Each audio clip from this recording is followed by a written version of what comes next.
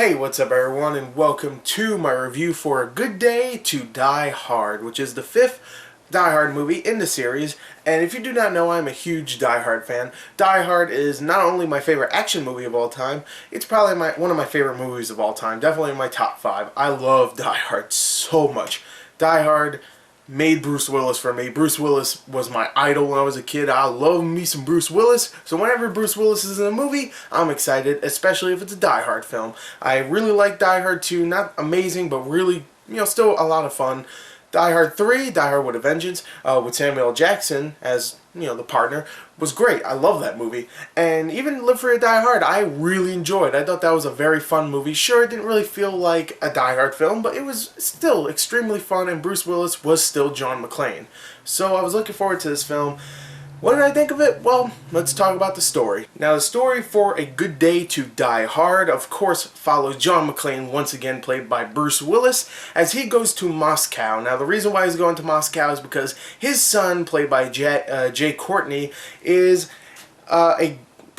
he's in trouble. Let's just say that he shot a dude. He's working for bad people, and of course, John McClane, he's not a family man, but it's still his son, so he has to go and see what's going on. He goes there and he sees his son getting escorted to court, and then he's just waiting around. Maybe he will go and try to talk to him, and then boom, boom, boom, explosions everywhere. You find out that Jai Courtney's character is actually a CIA agent, not a henchman for a bad dude. And of course, he meets up with his dad, John McClane. So it's him and Jack trying to escort this dude because this guy actually has a file that Jai Courtney's character wants. And the reason why this file is important because it has incriminating evidence against another guy, pretty much a big bad dude that has nukes and just explosives everywhere. It's just a terrorist. So he wants to get this file that has incriminating evidence, so they have to go and protect this other dude that knows where it is, and pretty much the story takes off from there. There's a couple of bad dudes trying to find him,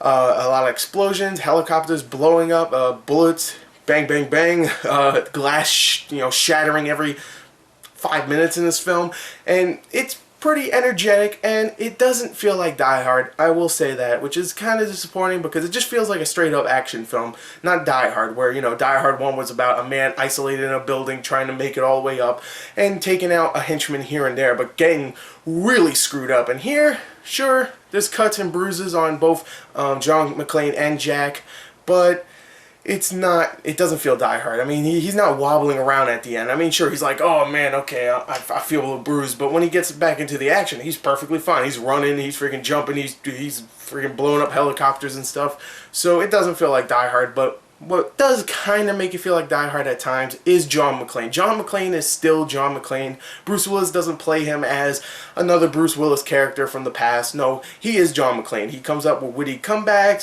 He says things that are kind of funny. He's never serious, which I love. And, well, okay, he's not never serious. Die Hard 1, he was serious at times. But when when he's just like screwing with the bad guy, he's not serious, and I really like that. And you know what? I actually kind of like Bruce Willis's chemistry with Jai Courtney's character. I actually kind of felt that in a way, even though it was kind of corny the way they presented it, where, of course, the son didn't like the dad because he was never around, and, that would work in a Disney film, kinda. It doesn't work in a Die Hard film, but at times I like the dialogue, I like some of the little quips they come up with. I kind of like that. I like the chemistry. So I like them too. I like them too in these movies. And I really like the supporting cast too. I think the supporting cast is filled with Russian actors. I can't remember all their names, but there's a couple of decent villains in here. One I really liked was the one that's pretty much advertised in the trailer as being the main villain. The one that's like, what I hate about Americans? Everything. Especially cowboys. That guy, he's not even the main villain, but I really liked him in this. He actually was trying to be charismatic. He's laughing. He's like, that shit exploded. Boom, boom, boom. Oh, that's awesome. And I kind of liked that villain.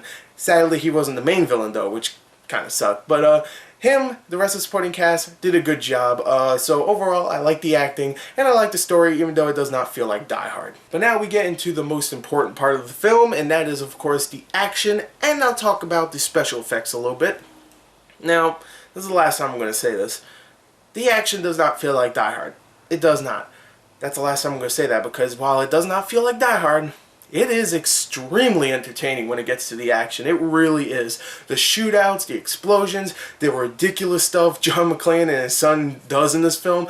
I don't care. It's ridiculous. I know that. But you know what? It is extremely entertaining. Very well shot action. Explosions galore. The special effects are decent enough. I mean, sure, sometimes they don't look that great, but you know, they're decent enough to make it look, you know, like a helicopter or like a real explosion. So I really enjoyed the action here. It's well shot. It's insane. There's a couple of really memorable scenes camera work wise. There's actually a scene where John McClane's hanging on a helicopter and gets swung right into a window, and he crashes through another window. That's like the 10th time.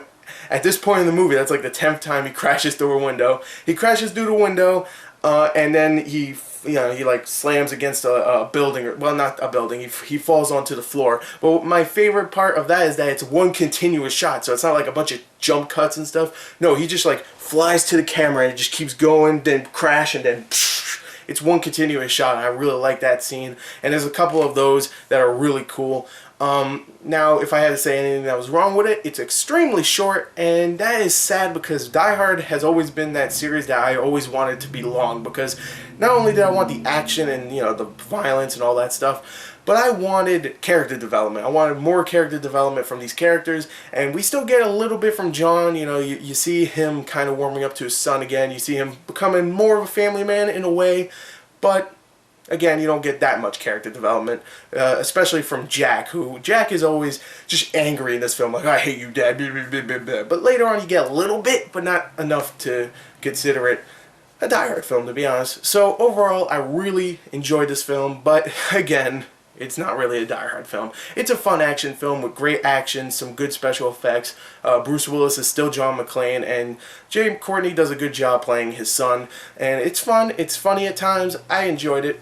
I didn't hate it like all these critics did, but you know, whatever. So I enjoyed it. I'm just gonna give it a straight up 30 out of 40. I really enjoyed A Good Day to Die Hard. I might even go see it again because I'm a huge Die Hard fan, and I will go and support this film even though, you know, it's not that great. So anyway, there you go. There's my review. I hope you enjoyed it. Thank you, and goodbye.